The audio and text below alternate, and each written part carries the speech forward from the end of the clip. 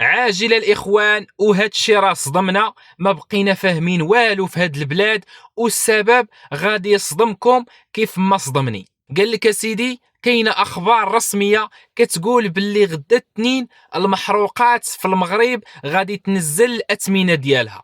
الغازوال غادي ينقص ب 0.53 للتر، والبنزين راه باقي مستقر الثمن ديالو وما تبدل فيه والو.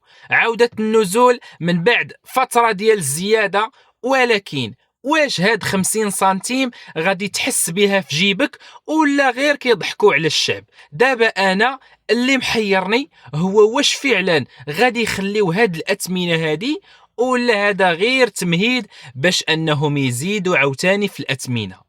واش كتظنوا ان هاد الاسعار غادي تكمل في النزول ديالها، ولا هذه غير استراحه وغادي نرجعوا عاوتاني نطلعوا الثمن؟ المهم اللي وصلوا هاد الفيديو هذا ما تنساش انك تبارطاجيه وتخليو لنا الاراء ديالكم في التعليقات. تبقاو على خير.